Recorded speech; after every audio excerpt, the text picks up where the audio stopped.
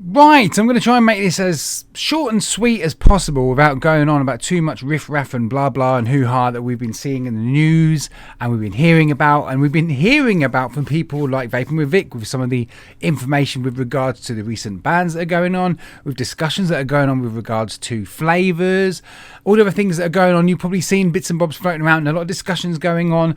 I've been sitting back and watching. I've been reporting on it slightly, but I'm not really getting involved. It's a tough one. It's a tough one. There's some important things I want to say, though. I might be completely wrong on my suggestions and my thoughts and my opinions. That's cool. But these are just my opinions and things that I think we should maybe consider. The first one is, if we look historically at what's been going on with vaping in America and in Australia and all throughout the whole bloody world, we've seen it absolutely everywhere. There's certain things that maybe have worked, maybe have helped out. You never really hear any of the positive news side of things, but there's been a lot of things that have failed, and as a result of those failures, vaping is now on the way to being banned in Australia. It's still very, very difficult in America. I don't really know what the latest is, really what's going on in America. It's very up and down. They're somehow holding on by the whatever, but you know, they're holding on. The UK has always been very safe-ish. Mostly. And I've always said that public opinion has been the number one thing. Public opinion is under attack right now by the government, by media, by all those outlets. Mainstream media currently are on the right attack when it comes to vaping. We're seeing a lot of news articles about disposables and people using disposables to lure kids into it's just frightening. But I kind of saw a lot of this coming, as a lot of you do, and you see these kind of things, you know the kind of games the media play, and also because of that you get these weird reactions from the government.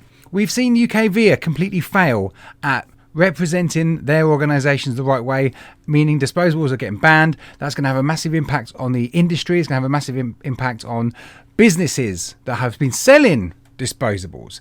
The flip side of that, it is going to hopefully have a good impact on the whole child vaping problems that have been going on. It's going to have a good impact on these illegal, illicit 10,000 puff disposables that children are getting their hands on. So it's a bit of a catch-22 situation. What can we do about it? Let's look at history and let's look at what's happened in Australia, and let's also look at America.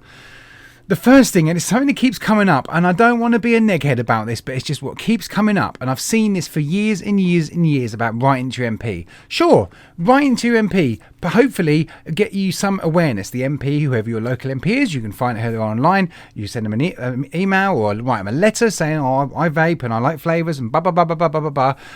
Maybe that might then stay in their brain, and one day it comes up and they go, oh, actually, I've had quite a lot of messages from vapors saying that they don't want to. Possibly. Has that worked before? I don't really think it has. I don't think it has.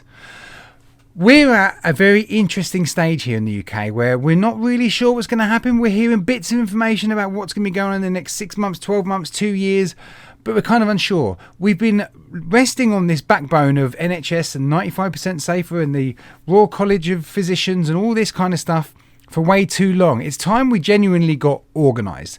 So there's two things I really need you to do. And what we're at here is like phase one, okay, of like organising ourselves as vapors in this country and how we can be more prepared than other countries have been for this kind of thing.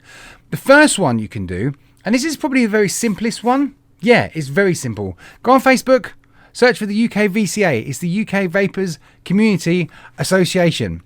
It's a very small Facebook group. It's basically vapors that we're just trying to compile. We're just trying to get everyone up. We're trying to herd everyone up like sheep.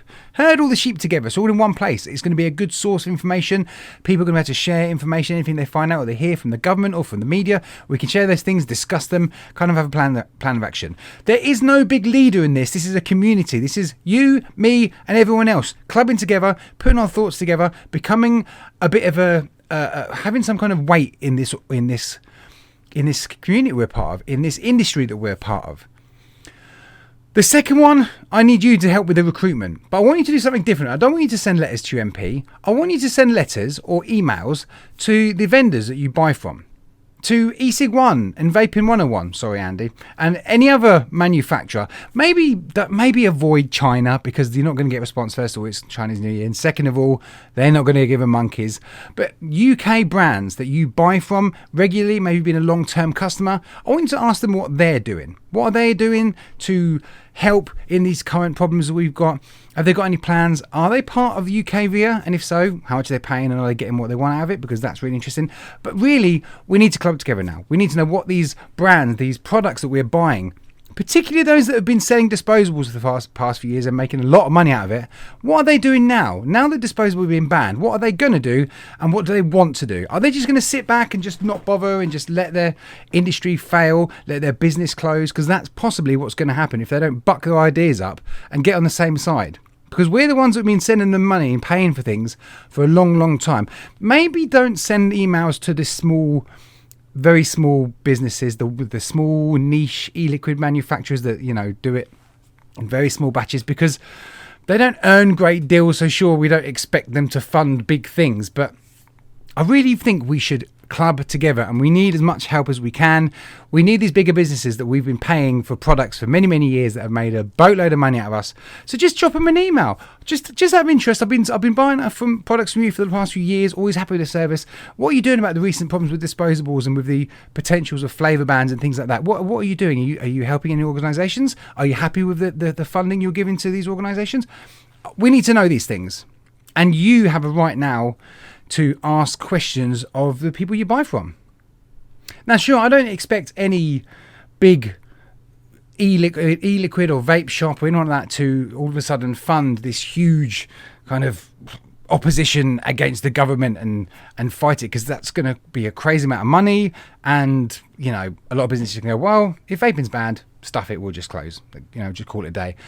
But they could all do something. Because I'm sure you're doing something. If you're watching this bloody video, then you're here thinking, what can I do to kind of help this? Please join the UK VCA on Facebook. Be part of this little group that we're just trying to raise awareness of, just as a discussion point. And also, yeah, drop a message to any vendors, any like I say, eSig1, VPZ. I could go on and on. All the vape shops, what are they doing? What are they doing? Because I've not heard a word from any of them. And it'd be really good to know what their plans are. Have a good one, folks.